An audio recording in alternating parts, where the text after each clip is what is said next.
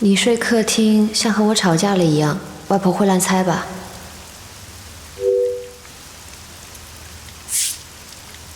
我就说我惹你不高兴了，主动出来的。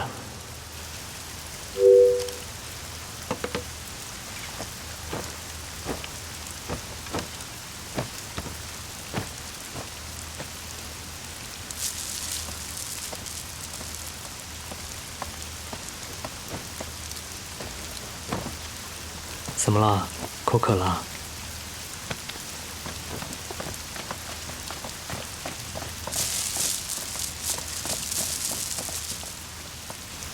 你故意毁坏我的形象。没有啊。你说惹我生气了，不是暗示着我脾气不好吗？外婆不会这样想的。我睡里面，你睡外面，背靠着背。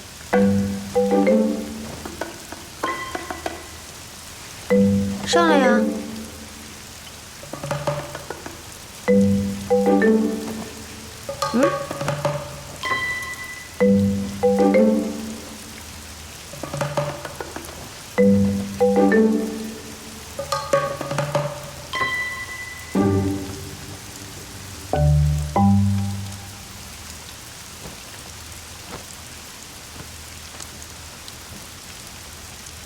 这一间屋子是你小时候住的？嗯。那个时候你和外婆就一人一间卧室啊？对。很小的时候你就住过来了？是。那外婆从小送你上下学也挺辛苦的。嗯。周生辰。嗯。你除了对，是，没有别的回答吗？哦。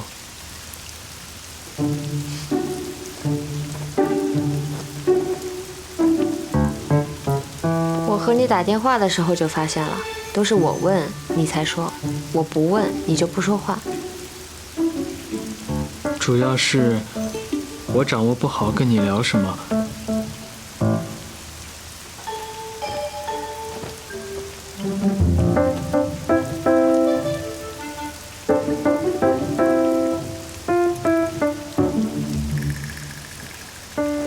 你怎么起来了？我想和你聊聊。怎么聊啊？坐着聊啊。哦。你平时都和你的学生聊些什么？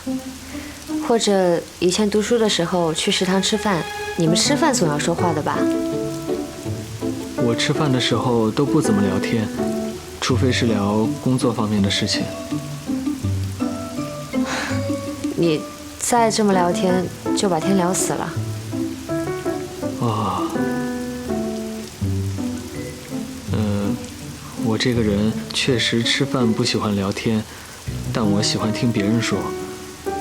我之前每次去各个地方做交流的时候，我都会很喜欢吃饭的时间，因为在一起吃饭的老师都是来自各个不同的领域，虽然吃饭的时间很短，但收获很多。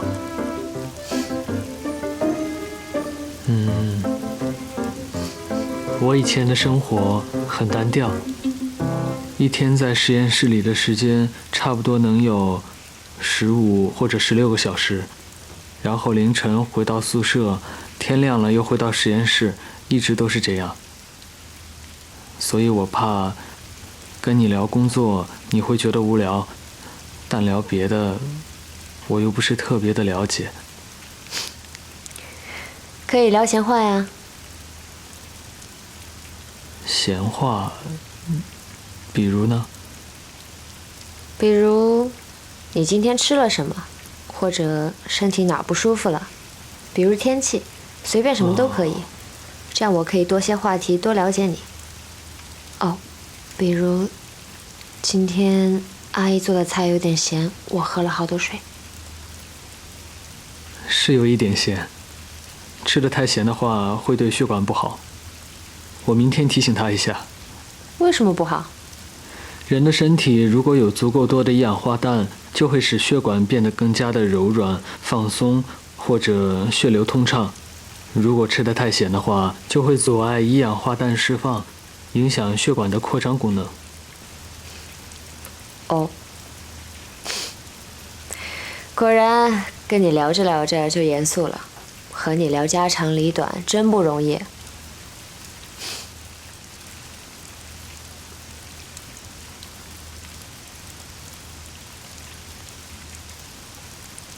我去把窗户关上吧。哎，不用了，听着雨声睡挺舒服的。我怕你着凉。这不是有被子和你吗？睡了。